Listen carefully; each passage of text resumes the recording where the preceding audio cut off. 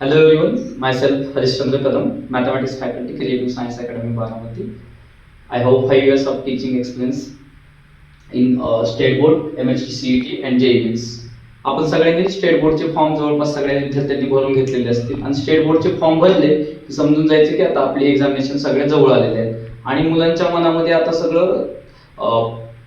सगळ्या गोष्टी आता की स्टेट बोर्डची तयारी करू, सीईटीची तयारी करू की जेईई मेन्सची तयारी करू, या सगळ्या गोष्टीचा जी काही प्रश्नाचे उत्तर आहेत ते उत्तर आपल्याला या व्हिडिओमधून कळतील. सगळ्यात महत्त्वाचा विषय आहे तो म्हणजे की मी जास्त तर विषय हा MHT, CET आणि स्टेट बोर्डची प्रिपरेशन करणाऱ्या विद्यार्थ्यांसाठी बोलतोय की आपण स्टेट बोर्डची तयारी करत करत सीईटीची तयारी करणारे काही विद्यार्थी असतील आणि सीईटीची तयारी करणारे विद्यार्थी असतील त्यांनाही स्टेट बोर्डची प्रिपरेशन आता करायची किंवा स्टेट बोर्डची तयारी थोडीफार तरी करण्याचा त्यांच्या मनामध्ये विचार येत असेल तर आपण हे सगळं काही आपण या प्रश्नाचे उत्तर आपण तुम्हाला या व्हिडिओच्या माध्यमातून कळतील. सगळ्यात महत्त्वाचा विषय म्हणजे आपल्याला बोर्डामध्ये किती मार्क्स पडले पाहिजेत, सीईटीला किती मार्क्स पडले पाहिजेत, टॉपची कॉलेजेस कोणती, त्या कॉलेजेसमध्ये प्रवेश घेण्यासाठी कॅटेगरी वाईज कट ऑफ किती लागतो, हे सगळं जर आपण पाहिलं तर आपल्याला नक्कीच आपण अभ्यास करण्यासाठी आपल्याला प्रेरणा भेटल्याशिवाय राहणार नाही.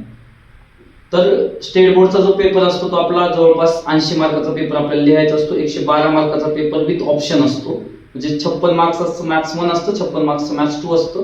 तुम्ही फक्त मॅथ्स 1 चं जर सगळी तयारी जोरात केली असेल तरी तुम्हाला मॅथ्स 1 चे 56 पैकी 45 मार्क्स मिळू शकतात, बोर्डचे प्रॅक्टिकलचे 20 मार्क्स आणि मॅथ्स 2 चं तुम्हाला ऑब्व्हियसली इंटिग्रेशन डेरिव्हेटिव्ह थोडंफार काढता येतच असतं. हे झालं स्टेट बोर्डच्या बाबतीत. पण याने सीईटीची तयारी होणार नाही आपली किंवा याच्यासोबत आपण जेईई मेन्सचा हे फॉर्म आपण सगळेच भरणार आहेत. कारण महाराष्ट्रामध्ये जे काही कॉलेजेस आहेत त्या कॉलेजेसमध्ये ऍडमिशन घेण्यासाठी 65% जे सीट असतात ते कशावर भरले जातात, प्रायव्हेट ऑटोनॉमसच्या बोलतोय मी, प्रायव्हेट कॉलेजच्या बाबतीत बोलतोय. 65% सीट्स जे MHT CET मधून फिल केले जातात, राहिलेले जे काही 15% सीट्स आहेत त्या ऑल इंडिया सीट्स असतात जे जेईई मेन्सच्या बाबतीत जेईई मेन्सने भरल्या जातात. आणि गव्हर्नमेंट कॉलेजेस आहेत त्याच्यामध्ये 80% seats on CET based and only 20% seats on JEE Mains base. So आपण मॅथ्स हे स्टेट बोर्ड, सीईटी आणि जेईई मेन्स हे आपण कसं करू शकतो हे मी तुम्हाला आधी आपण आपला सिलेबस काय आहे, स्टेट बोर्डचा सिलेबस काय आहे, सीईटीचा सिलेबस काय आहे आणि त्यातले जेईई मेन्स मध्ये कोणते कोणते टॉपिक आहेत, कोणता टॉपिक किती कॅरी करतो मार्क्स, याच्याबद्दल सगळी माहिती आपण घेणार आहोत. सो आपण नेक्स्ट स्लाइड मध्ये आपण हे बघूयात की तर आपला मॅथ्स 1 12च्या मॅथ्स 1 वरती बोलूयात आपण. 11च्या पार्ट्स वरती आपण या व्हिडिओच्या शेवटच्या टप्प्यामध्ये त्याच्यावर चर्चा करूयात. मॅथ्स 1 चं मी आताच बोललो की 56 मार्क्स जवळपास आपले स्टेट बोर्ड मध्ये आपले कॅरी करणार. मॅथ्स 1 मध्ये मॅथमॅटिकल लॉजिक ज्याचं स्टेट बोर्डचं वेटेज आहे 8 मार्क्स आणि त्याचं सीईटीचं वेटेज जे आहे ते 2 क्वेश्चन्स येत आहेत. 2 क्वेश्चन सीईटी मध्ये वेटेज येत आहे, म्हणजे 2 × 2 4 मार्क्स आपल्याला या मॅथमॅटिकल लॉजिक. टॉपिक सोपा आहे. स्टेट बोर्डचे क्वेश्चन तुम्ही ट्रूथ टेबल सोडवत असाल, तुम्ही रिस्क घ्यायची नाही. कुणी सीईटीच्या परीक्षेमध्ये आपण ट्रूथ टेबलनं क्वेश्चन सोडवले तरी काही अडचण येणार नाही, कारण शेवटी आपल्याला एक्सप्लेनेशन कोण मागणार नाही. त्यामुळे बरेच सारे क्वेश्चन तुम्ही ट्रूथ टेबलनं सोडवू शकतात. 1-2 तासामध्ये तुम्ही याची रिव्हिजन करून सीईटी मध्ये 2 पैकी 2 क्वेश्चन तुम्ही बरोबर आणू शकता. दुसरा टॉपिक आहे मॅट्रिसेसचं जे वेटेज आहे स्टेट बोर्ड मधलं किती आहे, 6 मार्क्स आहे. त्याचं वेटेज कसं आहे तर एक 4 मार्क्सचा क्वेश्चन सेक्शन डी मध्ये येणार आहे. तो कुठला येणार आहे तर मेथड ऑफ इन्व्हर्जन किंवा मेथड ऑफ डिडक्शन वरती येतो क्वेश्चन. दरवर्षीचा जो काही बोर्डाचा पॅटर्न आहे त्यानुसार याचा 2+4 असा वेटेज आहे. आणि याचा सीईटी मध्ये अवघा एक क्वेश्चन येतो, तोही तुम्ही ट्रिकनं सोडवू शकता, म्हणजे 2/2 चा इन्व्हर्स काढण्याची ट्रिक आणि 3/3 चा इन्व्हर्स काढण्याची ट्रिक्स. एवढ्या गोष्टी आणि प्रॉपर्टीज जर तुम्हाला माहिती असतील तरी तुम्ही मॅट्रिसेसचा एक क्वेश्चन सीईटीच्या परीक्षेमध्ये सोडवून येऊ शकतात. आता या टॉपिकचं जेईई मेन्स मध्ये वेटेज किती आहे तर या चॅप्टरचे जेईई मेन्स मध्ये 2 क्वेश्चन येतात. परंतु बाळांनो स्टेट बोर्डचं जे काही प्रिपरेशन करतात त्याच्यावरून तुम्हाला हे क्वेश्चन सुटणार नाही. त्यासाठी तुम्हाला विशेष अशी तयारी करावी लागेल की तुम्हाला थोडंफार जेईई मेन्सचे PYQ सोडवून बघावे लागतील. आणि जेईई मेन्सचे PYQ सोडवले तर कदाचित तुम्हाला चांगला कॉन्फिडन्स इथे डेव्हलप होऊ शकतो. तुमचं नशीब जर चांगलं असेल तर इथे एखादा जर सोपा क्वेश्चन आला तर कदाचित तुम्हाला तो क्वेश्चन अटेम्प्ट घेता येऊ शकतो. नेक्स्ट आणि अतिशय मॅथ्स 1 मध्ये सगळ्यात इम्पॉर्टंट टॉपिक आहे तो म्हणजे trigonometric function. Next important topic आहे तो म्हणजे ट्रिग्नोमेट्रिक फंक्शन. मॅथ्स 1 मधला सगळ्यात इम्पॉर्टंट टॉपिक. बोर्ड मध्ये पण किती मार्क्स कॅरी करतोय, बोर्ड मध्ये 10 मार्क्स कॅरी करतोय. सगळ्यात महत्त्वाचा विषय म्हणजे त्याचं MHT CET मध्ये जे वेटेज आहे ते 4 to 5 क्वेश्चन्स आहेत. याच्यामध्ये 3 पार्ट्स आहेत. फर्स्ट पार्ट कुठला आहे, ट्रिग्नोमेट्रिक इक्वेशन्स. ट्रिग्नोमेट्रिक इक्वेशन मध्ये काय येतं, ट्रिग्नोमेट्रिक इक्वेशन मध्ये असतं प्रिन्सिपल सोल्युशन आणि जनरल सोल्युशन. त्याचा एक क्वेश्चन सीईटी मध्ये एक्सपेक्टेड आहे आपल्याला. SOT solution of triangle sine rule cosine rule त्याच्यावरचे 2 क्वेश्चन आपल्याला एक्सपेक्टेड आहेत. ठीक आहे की कदाचित 1 ते 2 क्वेश्चन 100% प्रत्येक शिफ्टला गेल्या वर्षी 2025 शिफ्टचे अनालिसिस मी केलेलं आहे. त्याच्यामध्ये आपल्याला प्रत्येक शिफ्टमध्ये 1-2 क्वेश्चन सोल्युशन ऑफ ट्रायंगलचे दिसणार आहेत. थोडासा अवघड पार्ट आहे. थोडेसे जेईई मेन्सचे पीवायक्यू तिथं पीवायक्यू जर आपण प्रिपेअर केले तर इथं आपण चांगला याच्यावरती SOT वरती 1-2 क्वेश्चन आपण सोडून येऊ शकतो. सगळ्यात महत्त्वाचं म्हणजे ट्रिग्नोमेट्रिक फंक्शन मधला आणि जेईई मध्ये पण महत्त्वाचा टॉपिक म्हणजे inverse trigonometric function. Inverse trigonometric फंक्शनची बाळांनो तुम्हाला प्रिपरेशन करावीच लागेल, कारण मॅथ्स 2 डिफरन्शिएशन पासून ते डिफरन्शियल इक्वेशन पर्यंत सगळा जो पार्ट आहे ना त्याच्या प्रत्येक पार्टमध्ये तुम्हाला इनव्हर्स ट्रिग्नोमेट्रिक फंक्शन दिसणार आहे. इनव्हर्स ट्रिग्नोमेट्रिक फंक्शनचा यूज करून तुम्हाला इंटिग्रेशन डेरिव्हेटिव्ह हे खूप अतिशय चांगल्या पद्धतीने येणार आहे. आणि ITF वरती जवळपास सरासरी 3 क्वेश्चन गेल्या वर्षीच्या परीक्षेमध्ये आले. म्हणजे तुम्हाला इथून ट्रिग्नोमेट्रिक फंक्शन या टॉपिक मधून किती क्वेश्चन सापडणार CET मध्ये 4 to 5 क्वेश्चन्स. आणि ट्रिग्नोमेट्रिक फंक्शन आणि त्याचे 3 टॉपिक्स म्हणजे कोणते ट्रिग्नोमेट्रिक इक्वेशन ते जेईई मध्ये सेपरेट टॉपिक आहे, सोल्युशन ऑफ ट्रायंगल आणि थर्ड टॉपिक इज ITF. असे 3 टॉपिक्स हे ट्रिग्नोमेट्रिक फंक्शन मधून येणार आहेत. त्यानंतर पुढचा टॉपिक आहे pair of straight line. Pair of straight लाईनचं वेटेज काय आहे 6 marks. Generally pair of straight लाईनचा गेल्या वर्षी एकच क्वेश्चन येतो एका शिफ्ट मध्ये, पण मी तर 2 क्वेश्चन टाकलेत कारण 2024 पहिल्या टॉपिकचे 2 क्वेश्चन येत होते. ठीक आहे, कुठल्या शिफ्टला 2 आले, कुठल्या शिफ्टला 1 आले, पण सरासरी 1 क्वेश्चन या पेअर ऑफ स्ट्रेट लाईन मधून येतो. परंतु 11चा जो स्ट्रेट लाईन आहे त्याच्यातून 1 क्वेश्चन येतो. असे 2 क्वेश्चन हे पेअर ऑफ स्ट्रेट लाईन मधून आपल्याला दिसणार आहेत, म्हणजे स्ट्रेट लाईनच्या पार्ट करून. त्यानंतर पुढचा टॉपिक सगळ्यात इम्पॉर्टंट टॉपिक व्हेक्टर. बोर्डचं वेटेज हे तुम्हाला दिसतंय तर 12 मार्क्स. आणि MHT CETचं वेटेज आहे ना, ते MHT CETचं वेटेज इथं किती आहे? MHT CETचं वेटेज 2 क्वेश्चन्स आहेत. या टॉपिकचे सरासरी 4 ते 5 क्वेश्चन आपल्याला एक्सपेक्टेड आहेत. वेक्टर टॉपिकचे क्वेश्चन किती येणार आहेत? 4 to 5 क्वेश्चन्स येणार आहेत. या टॉपिक मध्ये आपल्याला काय काय प्रिपेअर करायचं, सगळ्यात जास्त फोकस करायचा तो स्केलर प्रोडक्ट, वेक्टर प्रोडक्ट आणि स्केलर ट्रिपल प्रोडक्ट या तिघांचं मिक्सचर, त्या तिघांचे मिक्स क्वेश्चन CET आपल्याला एक्सपेक्टेड करते. आणि इथं आपले किती क्वेश्चन येणार आहेत वेक्टर टॉपिक मधून? 4 to 5 क्वेश्चन्स येणार आहेत. त्यानंतर सगळ्यात important topic 3 dimensional geometry. 3 dimensional geometry मध्ये लाईन अँड प्लेन असे 2 पार्ट आहेत. लाईनचे 3 क्वेश्चन्स येतात कुठल्या शिफ्टला 2 येत आहेत, तर प्लेनचे 3 to 4 असे जी काही तुमची 3 डायमेन्शनल जॉमेट्री आहे त्याच्यामध्ये व्हेक्टर अल्जेब्रा आणि लाईन अँड प्लेन अशा ह्या 2 टॉपिकचे CET मध्ये गेल्या वर्षी 2025 मध्ये या 2 टॉपिकचे 11 क्वेश्चन्स आलेले आहेत. सरासरी 10-11 क्वेश्चन, 10-11 क्वेश्चन म्हणजे 11 2 22 मार्क्स, म्हणजे 22% वेटेज कोण कॅरी करते? तुमचं व्हेक्टर आणि लाईन प्लेन. म्हणून मी तुम्हाला सांगतोय काय की तुम्ही या 2 टॉपिकचे तरी जेईई मेन्सचे पीवायक्यू सोडवा. तुम्हाला जेईई मेन्स मध्ये स्कोर कमी येऊ द्या, जाऊ दे, काही होऊ दे, पण व्हेक्टर मध्ये तुम्हाला किती क्वेश्चन येणार आहेत? जेईई मेन्स मध्ये 1 क्वेश्चन एक्सपेक्टेड आहे. लाईन अँड प्लेन मधून किती क्वेश्चन एक्सपेक्टेड आहेत? 2 क्वेश्चन. आणि लाईन अँड प्लेन मधला फक्त जेईई ला काय आहे? लाईन आहे. प्लेन वाला पार्ट रिड्यूस झालेला आहे. फक्त कुठला पार्ट आहे? लाईन वाला पार्ट. मग त्याच्यामध्ये शॉर्टेड डिस्टन्स असेल, शॉर्टेड डिस्टन्स चे क्वेश्चन्स, मग त्याच्यामध्ये शॉर्टेड डिस्टन्सचे क्वेश्चन, त्याच्यामध्ये एरिया काढा वगैरे, पुन्हा इन सेंटर, सर्कम सेंटर असे मिक्सचर केलं जातं 11च्या टॉपिक सोबत. 11-12चं कॉम्बिनेशन क्वेश्चन्स विचारले जातात. आणि LPP एक 4 मार्काचा क्वेश्चन येतो. तो कुठला येतो त्याच्यावरला पण मी तुम्हाला सांगेल, त्याच्यावरती आपल्या चॅनलवरती अपलोड करेल की लिनियर प्रोग्रामिंगचा कुठला क्वेश्चन येतो तो. तर CET मध्ये याचे जे क्वेश्चन्स येतात ते अवघा 1 क्वेश्चन येतो. ठीक आहे, 1 क्वेश्चन येतो म्हणजे 2 मार्क्स साठी हा येतो. ठीक आहे, सो नेक्स्ट स्लाइड मध्ये आपण पार्ट 2 च्या बाबतीत चर्चा करूया. गो आता आपण मॅथ्स 2 च्या बाबतीत चर्चा करूया. जो काही 12th स्टँडर्डचा मॅथ्स 2 चा जो पार्ट आहे त्याच्यामध्ये फर्स्ट जे टॉपिक आहे ते डिफरन्शिएशन, ऍप्लिकेशन ऑफ डेरिव्हेटिव्ह आणि डिफरन्शियल इक्वेशन. हे 3 टॉपिक तुम्ही एक सोबत प्रिपेअर करा. हे 3 टॉपिक एकमेकांवरती डिपेंडेंट टॉपिक आहे. डिफरन्शिएशन टॉपिक, डिफरन्शिएशनची प्रिपरेशन करत असताना बोर्डाचं काही टेन्शन घेऊ नका. बोर्डाचे 3 थेरम, त्यातला कुठला तरी 1 थेरम दरवर्षी येतो. ठीक आहे, त्याच्याबद्दल काही तुम्हाला काळजी करायची गरज नाही. 1 थेरम येणार आहे. ठीक आहे, आता राहतो तो म्हणजे CETचा विषय. CET साठी तुम्हाला काय करायचं? CET साठी ना स्टेट बोर्डच्या बुक मधले सॉलिड एक्झाम्पल्स आणि स्टेट बोर्डच्या बुक मधले प्रूफ हे जर तुम्ही चांगले केले ना तर तुम्हाला इथले मी म्हणत नाही की 3 पैकी 3 क्वेश्चन सुटतील, पण 2 क्वेश्चन तुम्हाला एक चांगल्या स्पीड मध्ये सुटतील. 1 क्वेश्चन तुम्हाला अवघड असेल, त्या क्वेश्चनसाठी तुम्हाला विशेष असं प्रयत्न करावे लागतील. त्यासाठी तुम्हाला थोडेसे जेईई मेन्सचे पीवायक्यू आणि प्रत्येक पार्टवर 2-3च पीवायक्यूज आहेत, त्यामुळे तुम्ही जेईई मेन्सचे पीवायक्यू करू शकता. ठीक आहे, त्यानंतर दुसरा टॉपिक ऍप्लिकेशन ऑफ डेरिव्हेटिव्ह, महत्त्वाचा टॉपिक आहे पार्ट 2 मध्ये. पार्ट 2 मध्ये अतिशय महत्त्वाचा टॉपिक आहे. हे तुमचं सिलेक्शन देऊन जाणारा टॉपिक आहे. टॉपिक अवघड आहे. पण जर तुम्ही नीट अभ्यास केला तर पूर्ण मेमोरी बेस्ड टॉपिक आहे. हा थोडेसे कन्सेप्ट आहे, थोड्या कन्सेप्ट जरासं तुमचं 10th पर्यंत नॉलेज पण चेक केलं जातं. सो ऍप्लिकेशन ऑफ डेरिव्हेटिव्ह हा टॉपिक जो आहे तो बोर्डामध्ये 9 मार्क्स कॅरी करतो. हा याच्यात तुम्हाला क्वेश्चन्सची तयारी करावी लागेल.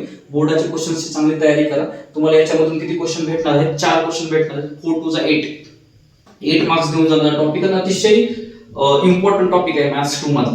डेरिव्हेटिव्ह आणि डिफरन्शियल इक्वेशन हे डिफरन्शियल कॅल्क्युलसचे 3 क्वेश्चन्स आपल्याला जेईएमएस मध्ये एक्सपेक्टेड आहेत. म्हणजे 3 4 चा 12 मार्क्स आपल्याला याच्यामधून जर चांगलं प्रिपरेशन जर तुम्ही केलं, डेप्थला गेला, थोडेसे जेईएमएस पीवायक्यू सोडवले तर कदाचित तुम्हाला यातले हे 1-2 क्वेश्चन सुटतील. ठीक आहे, मी पूर्ण श्योरिटी देत नाही पण 1-2 क्वेश्चन सुटतील. जेईएमएस प्रिपरेशन करत असताना तुम्हाला थोडंसं जेईएमएसचा अप्रोच असला पाहिजे, कारण लेंथी क्वेश्चन्स असतात. लेंथी क्वेश्चन सोडण्याचा अप्रोच तुम्हाला सीईटी मध्ये खूप फायदा देऊन जाईल. त्यामुळे जेईएमएसचा पेपर आपल्याला सगळ्याला द्यायचा आहे आणि आता थोडंसं प्रिपरेशन जेईएमएसचं प्रिपरेशन करताना आपल्याला मूव्ह ऑन करायचं आहे. ठीक आहे, नेक्स्ट असतो ते इंटिग्रल कॅल्क्युलस. पार्ट 2 मधला इम्पॉर्टंट पार्ट आहे इंटिग्रल कॅल्क्युलस. इंजिनिअरिंग मध्ये गेल्यानंतर मॅथ्स 1 मॅथ्स 2 मॅथ्स 3 याच्यामध्ये आपल्या डिफरन्शिएशन आणि इंटिग्रेशनचा पार्ट अतिशय इम्पॉर्टंट असतो. त्याच्यावरतीच मॅथ्स 1 मॅथ्स 2 मॅथ्स 3 डिपेंडंट असतं. तर याच्यामध्ये आहे आपलं इंडिपेंडंट इंटिग्रेशन. इंडिपेंडंट इंटिग्रेशनचं बोर्डचं वेटेज आहे 10 मार्क्स. त्याच्यामध्ये एक थेरम येणार आहे. त्याच्यामध्ये त्याच्यातही जास्त काही डेप्थ मध्ये तुम्हाला जायची गरज नाही. परंतु माझ्या अनालिसिस नुसार, मी बघितलेल्या पीवायक्यू नुसार, स्टेट बोर्डच्या बुक मधले सॉलिड एक्झाम्पल, स्टेट बोर्डच्या बुक मधले जे काही एक्सरसाइज आहेत त्या सगळ्या जर सोडवून काढल्या ना, टाईप वाईज जर सोडवून काढले तुम्ही, तर तुम्हाला नक्की याच्यातला सुद्धा एक क्वेश्चन, जे काही 3 क्वेश्चन्स आहेत तिन्ही क्वेश्चन सुटून जातील. ठीक आहे, आणि मार्क हक्काचे मार्क देऊन जाणारा टॉपिक इंडेफिनाइट इंटिग्रेशन. त्याच्यावरच डिपेंडेंट असणारा पुढचा टॉपिक कुठला आहे? Definite integration. त्याचं बोर्डाचं वेटेज आहे 6 मार्क्स. सीईटी मध्ये याचे क्वेश्चन्स किती येणार आहेत? 2 क्वेश्चन्स येणार आहेत. अतिशय सोपे क्वेश्चन्स येतात. ठीक आहे, फिक्स क्वेश्चन ठरलेले आहेत की तुम्हाला ग्रेटेस्ट इंटिजर फंक्शन्स, मॉड्युलस फंक्शनचे इंटिग्रेशन्स, डेफिनाइट इंटिग्रेशन्स करता आलं तुम्हाला आरामशीर याच्यावरचे क्वेश्चन सुटणार आहेत. ठीक आहे, त्यानंतर पुढचा टॉपिक आहे ऍप्लिकेशन ऑफ डेफिनाइट इंटिग्रेशन. अतिशय बोर्डानं एक चांगलं काम केलं गेल्या वर्षी. सीईटी कोनिक सेक्शन नावाचा टॉपिक आपल्याला सीईटी मध्ये गेल्या वर्षी इंट्रोड्यूस केलं. त्याच्यावरच त्याच पॅराबोला, इलिप्स, सर्कल, हायपरबोला यांचा युजेस असणारा ऍप्लिकेशन ऑफ डेफिनाइट इंटिग्रेशन. या टॉपिकचा विशेष म्हणजे काय, या टॉपिक मध्ये एकच क्वेश्चन येणार सीईटी मध्ये, परंतु ही जी काही इनडेफिनाइट इंटिग्रेशन आहे, डेफिनाइट इंटिग्रेशन आणि ऍप्लिकेशन ऑफ डेफिनाइट इंटिग्रेशन, याला जेई मध्ये एरिया अंडर कर्व म्हणतात. असे 3 टॉपिक वरून सीईटी मध्ये 3 क्वेश्चन्स येतात. 3 क्वेश्चन 3 4 12. ठीक आहे, त्यातले बी मी काय म्हणतो की आपल्या 2च सुटू देत किंवा 1 सुटू देत, खूप झालं. ठीक आहे, त्यानंतर आपला पुढचा टॉपिक आहे डिफरन्शियल इक्वेशन. डिफरन्शियल इक्वेशन आपण हा डिफरन्शिएशन आणि इनडेफिनाइट इंटिग्रेशन 2 टॉपिकवर डिपेंडेंट असणारा टॉपिक म्हणजे डिफरन्शियल इक्वेशन. याच्यामध्ये पण बाळांनो कोनिक सेक्शन गेल्या वर्षी सीईटी आणल्यामुळे आपल्याला खूप फायदा होणार आहे. कारण डिफरन्शियल इक्वेशन फॉर्म करत असताना पॅराबोला, सर्कल यांचे इक्वेशन्स माहिती असायला पाहिजे. सो डिफरन्शियल इक्वेशन मध्ये पण याचा आपल्याला फायदा होणार आहे. तर याचे सुद्धा सीईटी मध्ये किती क्वेश्चन येतात? 4 क्वेश्चन येतात, जे बद्दल मी आताच बोललेलो आहे. नेक्स्ट आहे ते probability distribution. Probability distribution topic येण्यासाठी तुम्हाला आला पाहिजे पीएनसी. 11th स्टँडर्डचा पीएनसी टॉपिक आला पाहिजे, परम्युटेशन अँड कॉम्बिनेशन. त्याचा सीईटी मध्ये 1 क्वेश्चन येतो. हा टॉपिक तुम्ही स्किप करू शकत नाहीये. बट 11वीचे कोणते टॉपिक स्किप करायचे याच्यावरही आपण चर्चा करूया. त्यानंतर 11वीचा प्रोबॅबिलिटी आला पाहिजे, मग तुम्हाला प्रोबॅबिलिटी डिस्ट्रीब्युशन येणार आहे. असं पीएनसी, प्रोबॅबिलिटी आणि प्रोबॅबिलिटी डिस्ट्रीब्युशन या टॉपिकचे 4 क्वेश्चन सीईटी मध्ये एक्सपेक्टेड आहेत. त्यामुळे याला आपल्याला स्किप करून चालणार नाहीये. ठीक आहे, आणि त्यानंतर सगळ्यात शेवटचा टॉपिक म्हणजे बायनॉमियल डिस्ट्रीब्युशन. बोर्डाचं वेटेज आहे 5 मार्क्स. 1 क्वेश्चन सीईटी मध्ये आपल्याला याचा येतो, तो ही टॉपिक प्रोबॅबिलिटी डिस्ट्रीब्युशन वरती डिपेंडेंट आहे. मग आता नेमकं हे सगळं झालं आपलं 11th आणि 12th आपण सगळं बघितलं की 11th चा सिलेबस काय आहे, 12th चा सिलेबस काय आहे, किती पर्सेंटेज आपण तयारी केली पाहिजे. मी आता काय करतोय की तुम्ही सध्या कोणत्या स्टेजला आहे, बऱ्याच विद्यार्थ्यांचा सिलेबस कंप्लीट झाला असेल, कुणाचे 1 टॉपिक राहिला असेल, 2 टॉपिक राहिले. माझं तुम्हाला सगळ्यांना सांगतो की तुम्ही आता फुल लेंथवर काम करायला चालू करा. की तुम्ही 50 क्वेश्चन्स असणारा पेपर तुमच्या समोर घ्या. 2024च्या शिफ्ट घ्या, 2025च्या शिफ्ट घ्या. तुम्ही 1.5 तासाचा वेळ आहे तुमच्याकडे. 1.5 तासामध्ये तुम्हाला किती क्वेश्चन सुटतात ते बघा. झालेल्या सिलेबसचे सुटू देत. 11th टॉपिकच्या बद्दल सगळ्यांच्या मनामध्ये विचार असतो की 11th काय करायचं, 11th काय करायचं. 11th ची बिलकुल काळजी करू नका. 11th ची प्रिपरेशन तुम्ही 45 डेज मध्ये करू शकता, परंतु 45 डेज मध्ये सगळे टॉपिक ठेवू नका. काही टॉपिक जे रिलेटेड आहे, जसं की प्रोबॅबिलिटी डिस्ट्रीब्युशन करायचे तर पीएनसी करून घ्या, प्रोबॅबिलिटी करून घ्या. ठीक आहे, त्यानंतर तुमचं ऍप्लिकेशन ऑफ डिफरंट इंटिग्रेशन करायचंय, कोनिक सेक्शन करून घ्या, स्टेट लाईन करून घ्या, सर्कलचा पार्ट करून घ्या. म्हणजे जमतंय तेवढं 11th पार्ट तुम्ही केला तर तुम्हाला जरा थोडंसं नंतर बोर्डाच्या नंतर कमी वेळ असतो, त्यामुळे तुम्हाला मॉकवर काम करायचं, तुम्हाला टेस्ट द्यायचे. सो माझे एक सांगणं आहे, तुम्ही आता दिवाळीच्या फेजमध्ये आहात. दिवाळीच्या फेजमध्ये गेल्या वर्षीचा आमचा एक विद्यार्थी आहे, त्या विद्यार्थ्यांनी दिवाळीमध्ये इतका युटिलाइज केला टाइम की त्याने पूर्ण PYQ सगळे सोडून काढले. त्याला एक चांगलं कॉलेज महाराष्ट्रातलं Sardar Patil college of engineering Andheri हे कॉलेज भेटलं. म्हणजे दिवाळीची प्रिपरेशन खूप अतिशय महत्वाची आहे. दिवाळीमध्ये तुम्हाला जेईचे असं सीईटीचे PYQ तुम्हाला सगळे सोडून काढायचे, सगळ्या टॉपिकचे PYQ तुम्हाला काय करायचे, सोडून काढायचे. ठीक आहे. जर तुम्ही सगळे जेईचे सीईटीचे PYQ सोडून काढले तर तुम्हाला जेईचे PYQ सोडवण्यासाठी डिसेंबर आणि जानेवारीचे 20 दिवस भेटणार आहे. 15 डेज मध्ये जर तुम्ही ऍटलिस्ट 4 टॉपिकची जर चांगली प्रिपरेशन केली, माझं म्हणणं आहे की तुम्ही 4च करा. फक्त वेक्टर थ्योरी करा, जसं सीईटी मध्ये पण 22% वेटेज आहे, आणि डिफरन्शियल कॅल्क्युलस आणि इंटिग्रल कॅल्क्युलस असे 3च पार्ट तुम्ही करा.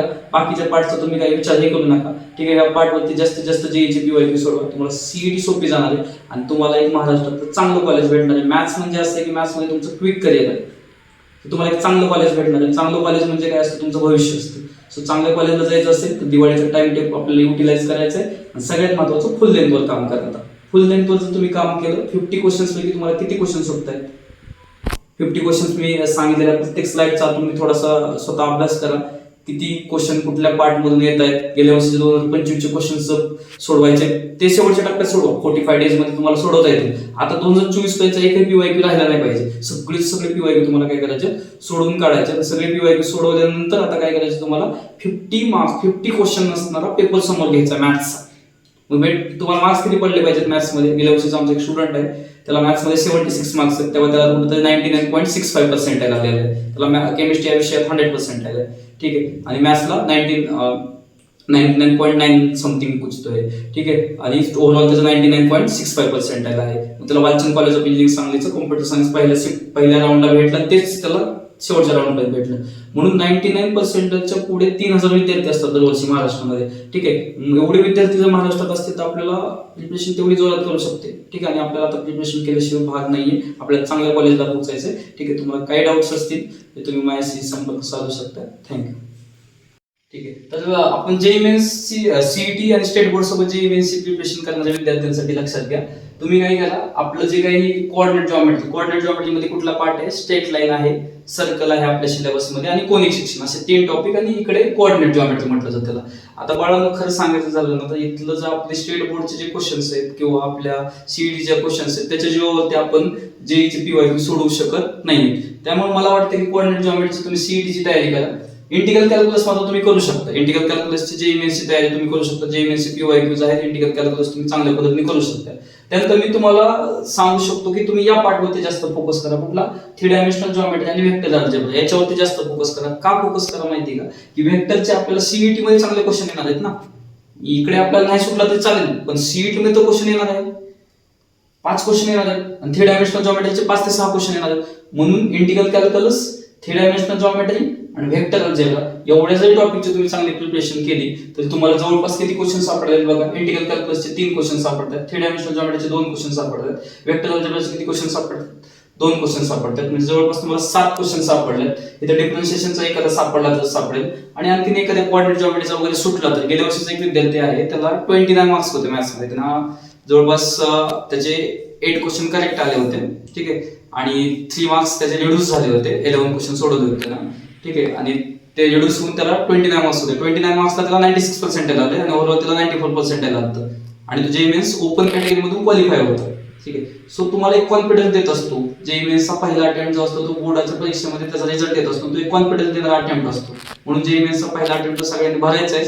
परंतु या 3 टॉपिकवर जास्त फोकस करा. इंटिग्रल कॅल्क्युलस, 3 डायमेन्शनल जॉमेट्री म्हणजेच आपला लाईनचा पार्ट, फक्त लाईनचा पार्ट, पण प्लेनवर जास्त फोकस करा. प्लेन मधून सीईटीला जास्त क्वेश्चन येतात. सो प्लेन जरी सीईटी जेईई मध्ये नसेल तर प्लेनचे क्वेश्चन सोडवा, आणि वेक्टर अल्जेब्रा. ठीक आहे. असे तुम्ही जर 3 टॉपिक जर चांगले प्रिपेअर केले तर तुम्हाला ऍटलीस्ट सीईटी मध्ये चांगले मार्क्स पडतील. जेईच्या बाबतीत आपण जस्ट एक आपल्याला कॉन्फिडन्स साठी जेईई द्यायची. ठीक आहे. So thank you.